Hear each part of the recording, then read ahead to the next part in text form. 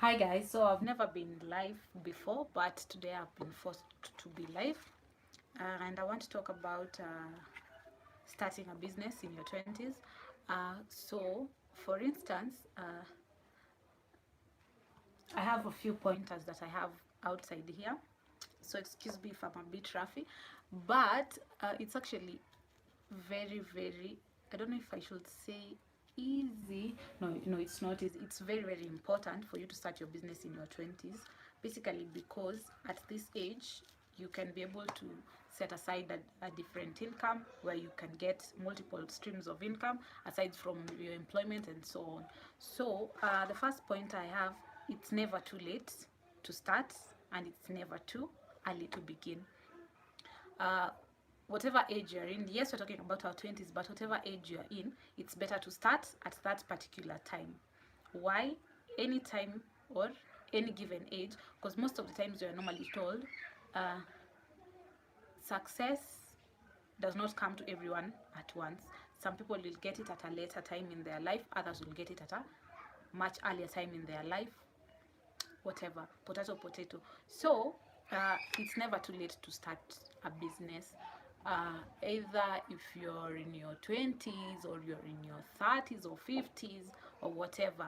Because I think at times, let's say I might start my business in my 20s and put less effort, but someone else might start their business in their 40s and put so much effort that they end up catching up with me or something of that, though it's not a competition again. So it's never too late to start a business.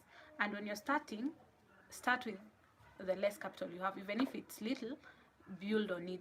Let's say if I have 100 shillings or $1, I use that dollar to make $2, to make $10, to make, that way you keep on building it until it becomes the much amount you need, or whatever. You just start from small, or you start from scratch.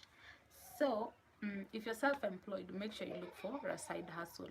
I wish I knew this like way before. Look for a side hustle. Let it be, may it be something that you're good at, or something that probably you have passion for. Turn it into a side hustle. Don't just sit around and wait for the income you have only. Look for a side hustle to be able to generate an additional stream of income. And then network. Networking is very important. For instance, I started a business of selling vapes, and this business, I have that business, and I also have another business, sorry, I also have another business where I sell cosmetics. So the lippy on my lips is from their pigmented glosses. I have the nails and also the rings. So when you're starting, you need to network. 80% of your friends won't buy your items, and that I can assure you. 80% won't buy. So if it's sharing, let them share, let them do whatever they can do. But most of the customers won't come from your friends. You need to network in order to get a more broader customer base. Yes, your friends will share, maybe their friends of your friends will buy, but mostly not your friends buy. And also, do not compromise on the price or anything. Yes, you can negotiate with someone else, but make sure you you don't it's called kufinyiliwa in Kiswahili. Usiallow kufinyiliwa na wenzako, because most people say, I know where I can get it at a cheaper price. If you know where you can get it at a cheaper price, go get it from there, because I'll guarantee you the transport you'll use, the time you'll spend is actually, it actually adds up to you paying someone else to, or you supporting someone else's business by getting it from them. It's never that serious or that much. So if you know where to get them, go get them. If you know your product is at this amount, don't sell it at a cheap price, or don't, because you also used your efforts in sending, in going to make the purchases and so on and so forth. If you do so, why would you lower your price to cater to your customer, and then at the end burn yourself with the business you started. Doesn't make sense. So also one thing you really need to know is when you start a business, make sure you get things from the supplier. I actually had an incident where I got my items from a middleman or middle person, and by the way I was so furious and I was so mad because the price was higher. So when I wanted to put my, let's say like my profit, it goes on a high, as compared if I got it from the supplier themselves, it would have been much cheaper. Are we together? And also this is not something that is easy, because at first when I took the vapes, that is the first business I started. When I took the vapes, I stayed with them for like a month or something.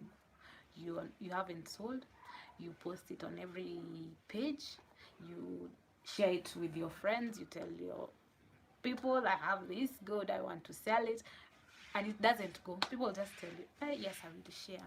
No, I don't use that. Most were asking if I have some that any I just don't even know how to put it. Like you ask, no, for instance, let me say if I sell bananas, then someone comes and asks you, no, you tell them, hi, by the way, I'm selling bananas, would you like one? They tell you, oh, you don't sell oranges, and clearly they see you're selling a banana, you're not selling oranges. So that is also a challenge that has occurred, something that I've experienced. So it's not easy starting a business, and it's pretty wild outside here. And at times you might find that unavunjika moyo, or you get discouraged very easily, because at some point I was even like, let it be, I'm just tired, I will decide. But that was at a point where I said, if nothing happens, or if I don't make any sales, I swear I'm going to gift my friends these items I have, just like that. And then again, I had a problem with the person I got them from. So I felt like that business already had like a bad blood in it, or something of that sort. Me, I believe in such things. I felt like it already had a bad spirit in it, so continuing with it was wishy-washy. But thankfully it's doing well, one day at a time, as we are taking it. And also there'll always be bad days in a business. There'll be bad days and there'll be extremely good days. So for everyone who's sharing your business, thank them. Even if it's reposting or doing what, even if someone doesn't buy, it's still okay. If someone buys, it's also so much okay, because obviously you know if your business is growing and so on. But if they don't buy, it is what it is. You cannot kill yourself, you cannot die. If they don't buy, it's okay. And also, just I think what has helped my business grow is networking, like sharing. I remember there was a day I actually shared most of my posts on Facebook groups. What?